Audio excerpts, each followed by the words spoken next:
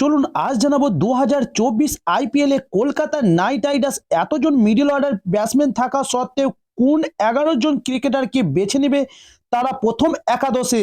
তবে Kolkata Knight Riders 2024 IPL এ একই পজিশনে একাধিক প্লেয়ার।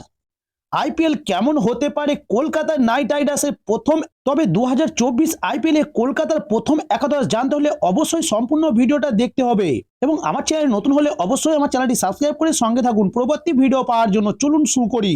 এবার আইপিএল নিলামে কেকার নেমেছিলেন 12 জন প্লেয়ারকে ছেড়ে দিয়ে। তবে গত মৌসুম থেকে এবার 12 জন প্লেয়ারকে ছেড়ে দিয়েছেন কলকাতা নাইট রাইডার্স। ফলে সবচেয়ে বেশি প্লেয়ারের সন্ধানে এবার নিলাম টেবিলে বসেছিলেন তারা। তবে সেখান থেকে তারা 10 জন প্লেয়ারকে দলে নিয়েছেন। ফলে যেমন বোলারের দিকে নজর দিয়েছিল তেমনি ব্যাটিং এর দিকেও নজর দিয়েছিল রিতিশ রানা, মনীষ পান্ডে, শ্রেয়স আয়ারের মতো মিডল অর্ডার ব্যাটসম্যান রয়েছে। এছাড়াও রয়েছে বিদেশি প্লেয়ার। সব মিলিয়ে দলে এবার ভারসাম্য তৈরি করার চেষ্টা করেছে কলকাতা নাইট রাইডার্স। তবে এবার 2024 আইপিএল এ একাধিক বিকল্প থাকায় কাকে ছেড়ে কাকে দলে নেওয়া হবে সেটা একটা বড় প্রশ্ন। তবে কলকাতা নাইট রাইডার্সের কাছে রেকর্ড আছে, তারা কোনো প্লেয়ারকে একটাও ম্যাচ খেলাননি। তবে এবার সেই একই ছবি দেখা যেতে পারে বলে মনে করছেন অনেকেই। প্রাক্তন ক্রিকেটার থেকে বিশেষজ্ঞরা জানাচ্ছেন এবার দলে একই পজিশনে একাধিক বিকল্প থাকায় দল তৈরি করতে ম্যানেজমেন্টকে বেশ বেগ পেতে হবে।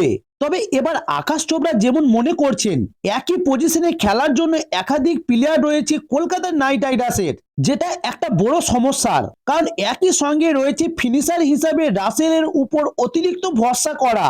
বিগত কয়েক বছর ধরে তার উপর ভরসা করেছে কলকাতা নাইট রাইডার্স, কিন্তু দুঃখের বিষয় যে তিনি সেই মতো পারফরমেন্স করতে পারছেন না।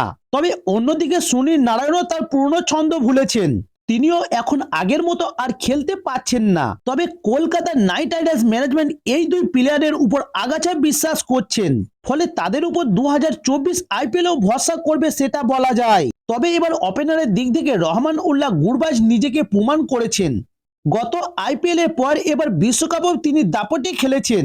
তবে এও জানিয়ে রেখে যে ভেঙ্কটেশ আয়ার গত 2 বছর ধরে দলে রয়েছে এবং শ্রেয়স আয়ার এবার কামব্যাক করেছে, ফলে 3 নম্বরে তিনি নামবেন এবং রিঙ্কু সিং গত 2 বছর ধরে নিজের জায়গা পাকা করেছেন। অন্যদিকে নাইট রাইডার্সের বোলিং এবার অন্যতম শক্তিশালী, ফলে সেখানে বিকল্প এখন অনেকটাই বেশি। চলুন এবার দেখে নেওয়া যাক 2024 আইপিএল এ কেকেআর এর প্রথম একাদশে কারা জায়গা পেতে চলেছে। যেমন নাম্বার 1 প্রথম ওপেনার হিসেবে জায়গা পেতে চলেছে রহমান উল্লাহ গুরবাজ। এবার জানুন নাম্বার 2 ভেঙ্কটেশ আয়ার। আর এক ওপেনার হিসেবে জায়গা পেতে চলেছে ভেঙ্কটেশ আয়ার। নাম্বার 3 2024 আইপিএল এ শ্রেয়স আয়ারকে 3 নম্বরে ব্যাট করতে দেখা যাবে এবং 2024 আইপিএল এ অধিনায়কতা করতেও দেখা যাবে শ্রেয়স আয়ারকে। নাম্বার 4 রিতিশ রানা।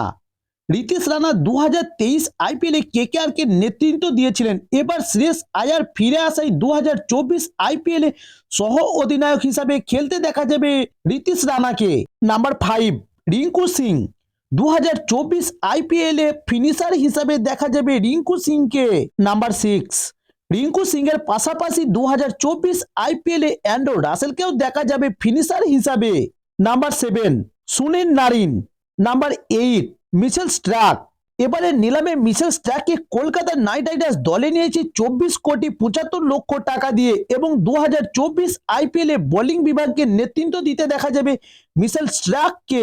নাম্বার 9 হর্ষিত রানা। নাম্বার 10 চেতন স্যাকারিয়া।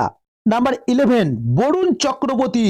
এবং 2024 আইপিএল এ কলকাতা নাইট রাইডার্সের ইম্প্যাক্ট প্লেয়ার হিসেবে মাঠে দেখা যাবে মনীষ পান্ডেকে অথবা অনুকূল রয়কে। তো দর্শক বন্ধুরা 2024 আইপিএল এ কলকাতা নাইট রাইডার্সের প্রথম একাদশ কেমন হয়েছে অবশ্যই কমেন্টের মাধ্যমে জানাবেন আপনারা এবং আমার চ্যানেল নতুন হলে অবশ্যই আমার চ্যানেলটি সাবস্ক্রাইব করে সঙ্গে থাকুন পরবর্তী ভিডিও পাওয়ার জন্য।